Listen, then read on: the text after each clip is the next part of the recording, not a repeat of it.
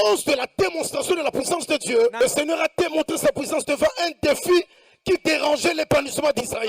Le cantique a été chanté parce qu'ils ont vu la manifestation puissante de la main de Dieu. Tu es venu à la rencontre des œuvres de l'Éternel. Avant de raconter les œuvres de l'Éternel, il faut d'abord les rencontrer. Sous la domination de la puissance de l'Égypte. Et quand Dieu les a libérés, Moïse a chanté. Le cantique représente aussi la reconnaissance envers Dieu d'un homme qui a eu un passé très mouvementé, mais que le Seigneur a élevé comme un leader. Son passé était totalement différent de son avenir, parce que Dieu est intervenu. Je déclare, à partir à l'élo, Yawazo Kota Bitumbanayo à venir et changer forme. Amen. Amen. Et c'est Wanda Kunayo so Bakisama. Amen. Lipambe la misana yo so Bakisama. Amen. Nangina yo kamene matatina lola gona. Amen.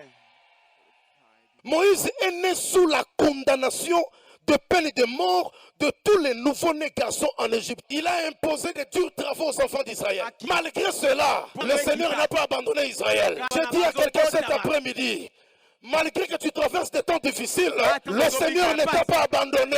Le Seigneur ne t'a pas abandonné. Il te tient dans sa main. Et tu vivras une suite favorable à tes prières. Moïse est né dans cette situation-là. La condamnation de la mort contre les garçons était là. Et Dieu a permis à ce que Moïse soit né dans ces conditions-là. Attends, bon tama na famille yo ebongakate, yo yeso kobongisa vie na yo. Amen. Yo yeso kobongisa vie abana na yo. Amen. Est-ce que mutu nalo pena makambo azali awa? Amen. Malgré la loi, il y a une femme qui a dit dans la Bible, malgré la loi, j'entrerai. Malgré la loi, j'entrerai. J'ai dit à quelqu'un cet après-midi, malgré la loi, tu vivras la gloire de Dieu. Dieu n'a pas voulu qu'il meure. Dieu l'a gardé à sa manière. C'était le plan de Dieu quand Moïse était dans le ventre de sa mère. Il était en train de travailler déjà. Tu ne mourras pas à cause de ces combats. Tu ne mourras pas à cause de la sorcellerie de la famille. Tu vivras encore. Tu vivras encore. Le Seigneur a besoin de toi. Le Congo a besoin de toi. Tu as encore beaucoup de choses à faire. Comme le Seigneur a toujours un plan merveilleux pour ses enfants, Dieu dans sa souveraineté, il a conduit la corbeille de l'enfant jusque là où se trouvait la fille de Pharaon. Oh, écoute-moi très bien. Même si tu ne comprends pas ce qui se passe, la main de Dieu te conduira.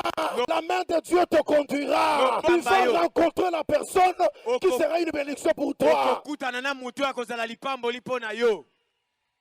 Pendant que les autres attendent ta mort, le Seigneur te protégera. Oh, pendant que je te parle, le Seigneur est en train de travailler quelque part pour ta maison. Le Seigneur travaille quelque part pour tes enfants. Le Seigneur travaille quelque part pour ta maison. Pendant que tu dis Amen, le Seigneur travaille quelque part pour toi. Le Seigneur travaille pour toi. Tu ne sais pas comment ça viendra, mais la solution viendra. Parce que l'Éternel est ma force. Voilà la maman qui a récupéré l'enfant. Je te dis ceci. Que le diable le veuille ou pas, il va récupérer ce que tu as perdu. Il va récupérer ce que tu as perdu.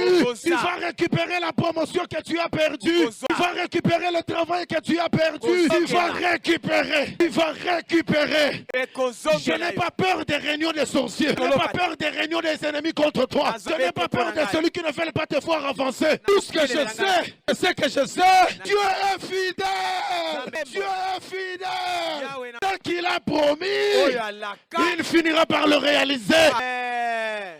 C'est l'heure de la récupération. Moïse, en hébreu Moses, cela veut dire quelqu'un qu'on a tiré des eaux. La fille de Pharaon ne priait pas le Dieu d'Israël. L'Égypte était trop plongée dans sa magie et dans sa sorcellerie. Moïse, devant la fille de Pharaon, il a reçu un nom qui veut dire celui qui aime le Seigneur, celui qui marche avec le Seigneur, celui qui craint le Seigneur. Tu traverseras le fleuve, tu traverseras le fleuve, tu ne seras pas englouti.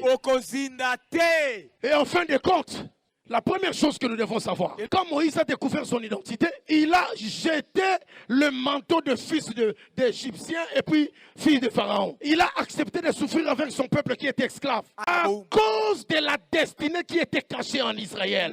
En Jésus-Christ, d'abord nous sommes de nouvelles créatures.